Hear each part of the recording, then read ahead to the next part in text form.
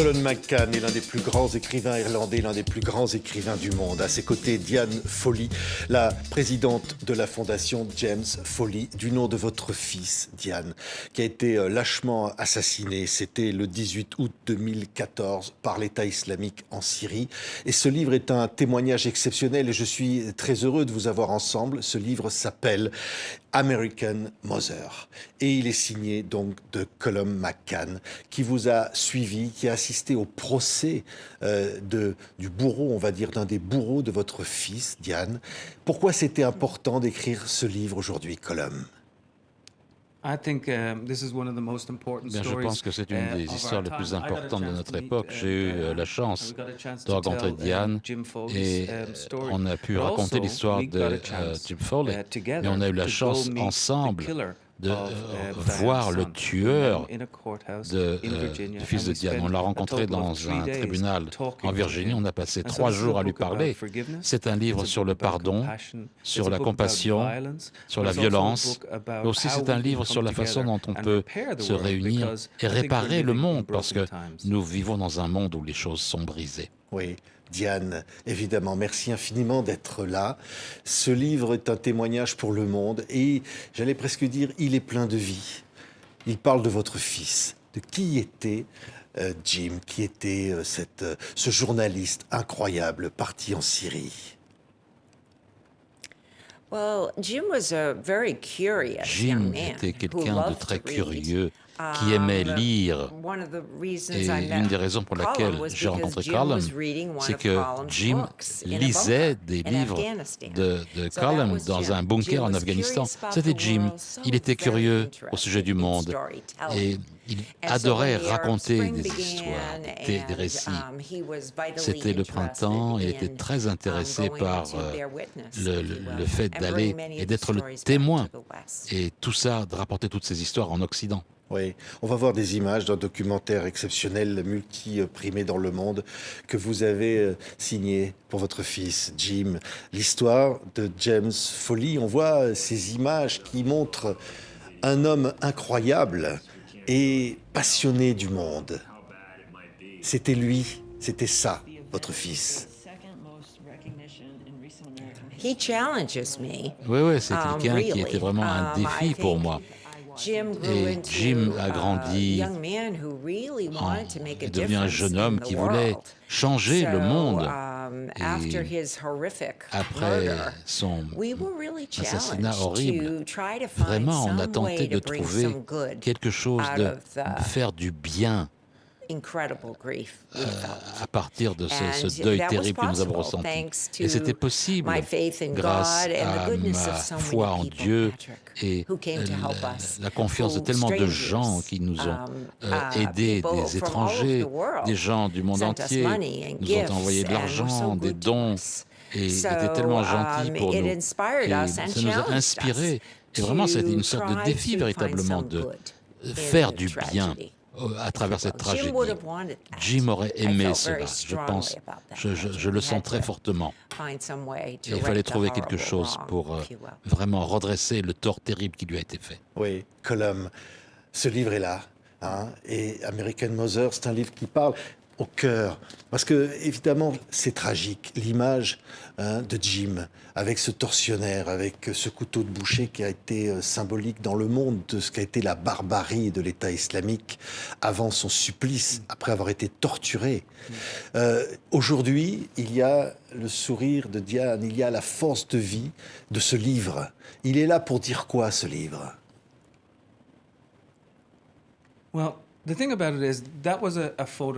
Eh bien, c'était une photographie qui a choqué le monde. On s'est réveillé le 14 août en 2014 et on a vu cette photo dans le désert, dans ce costume orange. C'est peut-être la deuxième photo emblématique qui existe après le 11 septembre. Et c'était Daesh qui tentait de se montrer au monde. On a été choqués par ce qui s'est passé.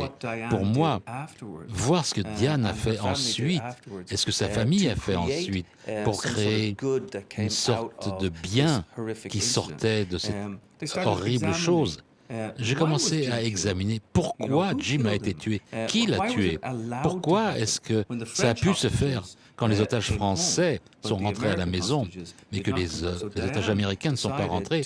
Diane a décidé d'aller de l'avant et d'attirer l'attention sur l'appel des otages et sur le fait de prendre des otages. Diane va vous le dire, et moi je vais laisser parler. Elle était très en colère contre le gouvernement américain parce qu'elle a laissé faire ça. Oui, notre gouvernement avait absolument personne, n'avait nommé personne pour nous aider, pour aider des Américains innocents qui ont été pour rien, de façon... Des innocents qui ont été capturés pour rien. Et moi, vraiment, je suis allé à Washington essayer de trouver quelqu'un. Ils ne voulaient pas être méchants avec nous, mais ce n'était pas leur boulot, tout simplement, les officiels. Ils ne savaient pas quoi faire. Je les ai fait se sentir très mal à l'aise. Et quand Jim a été assassiné, vraiment, ça a choqué notre gouvernement tout autant que nous en tant que famille. Et Patrick, je sentais qu'il fallait faire quelque chose. Nous sommes un pays qui devait faire mieux. Je viens en France, j'étais tellement jalouse de l'engagement des Français à faire revenir leurs journalistes à la maison et la force de la communauté journalistique et le désir des gens vraiment de chérir leurs citoyens. Et je pensais que les Américains pouvaient en apprendre de ça. Et j'avais de l'espoir. Et aussi des bonnes personnes se sont levées pour m'aider après l'assassinat de Jim. Franchement, j'aurais pas pu faire ça toute seule. Mais c'était étonnant. C'était vraiment quelque chose, une grâce. Oui. On a choisi de ne pas nous montrer cette photo de Jim avec ce tortionnaire, parce que, et vous le dites d'ailleurs, dans ce livre, c'était aussi de la propagande destinée à recruter. C'est qu'au fond, l'horreur servait d'appel à recruter. C'est terrible. Oui. Oui, absolument vrai. Et je pense que Barack Obama, le président de l'époque, que je l'ai rencontré, il pensait véritablement qu'en négociant avec les terroristes, d'autres Américains seraient kidnappés, il pensait ça. Mais quand ça s'est produit, nos citoyens ont été utilisés pour leur propagande horrible. Aucune question à ce sujet, aucun doute à ce sujet. Vous avez parfaitement raison, c'était horrible. Et je pense que notre gouvernement était choqué tout autant que nous. Vous savez, le pouvoir de la haine est terrible. C'est effrayant à quel point la haine peut prévaloir. Et nous avons été convaincus après pour nous assurer que le bien allait vaincre. Oui, vous avez accompagné que l'homme pendant le procès Diane, le procès notamment de cet homme Elcher. Comment on réagit, comment on est face à un bourreau, un homme qui s'est comporté, qui va être condamné à la prison à perpétuité, hein, mais qui a fait ça. C'était une chose extraordinaire ce qui s'est passé. Il y avait deux des hommes qui étaient impliqués dans l'assassinat de Jim. L'un est allé devant le tribunal et l'autre, il a plaidé coupable. Et l'accord a été qu'il rencontrerait les victimes. J'ai dit, d'accord, on va parler avec les victimes, il a dit. Donc, qui a décidé de parler au tueur, c'est Diane. Et à l'époque, elle m'a invité de l'accompagner. Et c'était en 2021. Et nous sommes rentrés dans une pièce au tribunal en Virginie. Et il était là, à la table, ses pieds entravés, dans son vêtement de prisonnier. Et nous avons passé 2 journées à lui parler. Est-ce que tu as tué Jim? Qu'est-ce qui s'est passé? Est-ce que tu as écrit ce papier qu'il a dû lire avant d'être tué? Pourquoi tu fais ça? Et les questions les plus profondes étaient, Diane voulait lui dire qui était Jim? Parce que moi, je pense que ce que Diane disait, tu n'as pas tué mon fils Daesh n'a pas tué mon fils. Mon fils est toujours vivant parce qu'il est vivant non seulement dans le récit, mais dans le fait que moi, maintenant, je travaille pour aider d'autres otages et d'empêcher que ça se produise avec d'autres personnes. Pour moi, c'était, je suis allé dans beaucoup d'endroits, j'ai vu beaucoup de choses, mais ça, c'était vraiment un moment humain le plus exceptionnel de l'avoir rentré avec tellement de compassion, de parler à cet homme qui avait pris la vie de son fils. Franchement, c'était un acte de pur courage. Et on ne savait pas à quoi s'attendre, Patrick. On ne savait vraiment pas. Tout ce que je savais, c'est que j'étais sûr que Jim n'aurait pas souhaité que j'aie eu peur. Il aurait aimé que je l'entende, lui, et tout autant que le faire parler, lui, de Jim. J'étais vraiment tellement heureuse quand Colum a accepté de venir. J'avais un peu peur de l'idée, mais j'étais convaincue que c'était la bonne chose à faire. Et c'était vraiment... Ça l'était. Nous avons été assez surpris avec Alexandre. Il avait passé 2 ans déjà en prison. Et donc, cela a laissé peut-être un peu de temps pour s'adoucir, pour prier. Et il avait du remords, c'était vraiment surprenant. Et il avait du respect et très intéressé dans le travail de Colum. Il était cultivé et ses questions étaient vraiment intelligentes, mais aussi il essayait encore de trouver des excuses pour son comportement. Il disait, j'étais soldat, j'ai fait ce que j'ai fait parce que c'était un temps de guerre. Et pourtant, il avait ce remords. Il parlait du remords, mais pour nous, ce qui était étonnant, c'est que on l'a apprécié.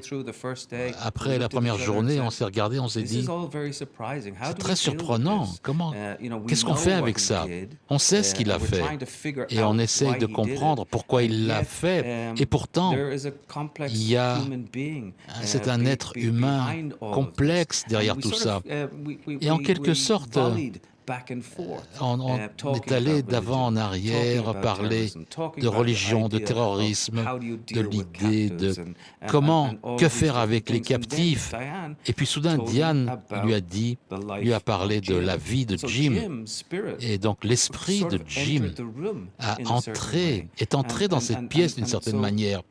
Et à un moment, et c'est vraiment extraordinaire, le 2e jour, Alexander, qui avait pris la vie de Jim, a sorti les photos de ses propres filles et les a poussées sur la table pour que nous puissions les voir, ces photos.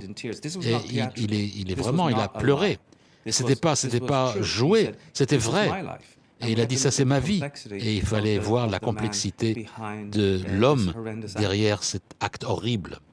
Oui, il y a beaucoup d'humanité et beaucoup de force de vie en vous, en Diane, en vous, Colum, et dans ce livre.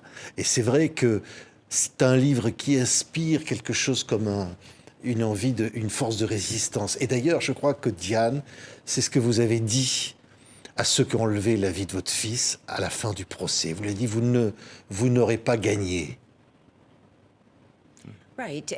Exact. Et j'étais vraiment absolument déterminé pour que ce soit le cas, pour que l'esprit de Jim, qui était trop bon, trop gentil, trop optimiste, et vraiment un esprit dont on a tellement besoin dans notre monde. Et je pensais que c'était extrêmement important que je puisse faire tout ce que j'ai pu faire. Moi, je suis très limité dans ce que je peux faire, mais au moins, je pouvais essayer d'écrire et puis de redresser les torts de notre gouvernement, de persuader notre gouvernement de s'occuper de nos citoyens innocents qui ont été enlevés à l'étranger et de protéger des journalistes autant que faire se peut. Et donc c'était vraiment c'était un défi lancé par Jim. Moi, en tant que mère, c'est bizarre d'être défié par son fils, mais c'est comme ça que je me suis senti. Et je me sens souvent que ce qu'on a pu faire pour aider les familles d'autres otages qui ont pu rentrer chez eux et de protéger et d'inspirer de jeunes journalistes, et que voilà, Jim est derrière tout ça et cette bonté survit. Oui, la bonté de Jim. Et elle est là, elle est dans ce livre. C'est un livre vraiment qui est un livre formidable. C'est un livre d'un des plus grands écrivains du monde, je le disais. Donc il y a la plume, évidemment. Il y a cette force incroyable des mots et de ce qui est dit. Et derrière, il y a Jim. Il y a Jim qui vous téléphone, pour Thanksgiving. Il y a Jim qui, depuis sa cellule, ne veut pas que vous soyez inquiète, qui veut que vous soyez confiante, qui vous dit « je vais rentrer, je vais venir », qui s'inquiète d'un décès dans la famille d'une centenaire, qui est là, et qui finalement, au fond, se dit « ne peut pas mourir ». Il ne peut pas mourir, Jim. Oui, il y a beaucoup de vrai dans ce que vous dites, Patrick. Et quand, voilà, il y a une telle joie, parce que c'est ce que Jim aurait fait. Oui, aussi, il serait allé en Ukraine, à Gaza, pour nous faire parvenir ces histoires, ces récits, parce que c'était vraiment un narrateur dévoué, dédié. Mais je sais que nous, en tant que nation, on en apprenne des Français, on en apprenne d'autres pays occidentaux qui reconnaissent la valeur, l'importance de nos citoyens et de nos journalistes. Oui. Jim est allé en Syrie parce qu'il voulait que les gens sachent l'histoire du peuple syrien. Pas les grandes idées politiques ou des trucs comme ça. Non, il était plus intéressé par les récits personnels. Il allait dans les rues, rencontrer les gens. Il était capable de parler aux gens. Il pouvait parler aux chefs du gouvernement, aux dirigeants. Mais il pouvait aussi parler à l'homme de la rue, aux gens sur les marchés. Mais vous savez, en langage corporel, vous savez, la façon dont il se comportait, il serait au sein, embedded, comme on dit, avec les soldats américains. Il l'aimait beaucoup et sa façon de raconter des histoires était très intéressante. Il voulait entrer dans le cœur de la vie. Et il savait que le monde tenait grâce au récit. Les scientifiques nous disent que le monde se tient avec des atomes, des quarks, des molécules. Mais quand on en vient à ça, Jim dit, le monde se tient par les histoires de chacun d'entre nous. Si on ne connaît pas les histoires de chacun d'entre nous, eh ben, on aura un problème. Et c'est ce qu'il essayait de faire. Je pense aussi la guérison de la perte, la guérison du deuil. Chacun d'entre nous a perdu des êtres aimés et il faut trouver une façon d'en sortir. Et les façons de guérir, c'est aussi divers que les gens. Mais le travail avec la Fondation pour tenter d'aider les autres et que le monde soit une place plus sûre, c'était vraiment une grande guérison pour moi, véritablement, Patrick. Et je suis très, très heureuse que Colum m'a aidé à raconter cette histoire, que vous l'ayez écoutée. Et j'espère que cette histoire va être utile à vos téléspectateurs qui vont la partager et que ça va inspirer d'autres personnes pour faire le bien à travers le monde. Merci, vraiment, infiniment. Comme vous le savez, il y a beaucoup de choses qui se produisent à travers le monde actuellement en ce qui concerne les otages, même ce qui se passe en Israël et à Gaza. Et c'est à l'esprit des gens. C'est une histoire. Comment est-ce qu'on s'occupe de cela? Comment est-ce qu'on le traite? Comment est-ce qu'on se traite les uns les autres? Donc c'est vraiment un sujet très controversé et très difficile. Mais on ne peut pas détourner le regard de ces problèmes. Il faut y aller. Et de beaucoup de façons, la réponse est comprendre les uns les autres à travers le journalisme. C'est aussi une histoire sur le travail héroïque des journalistes à travers le monde.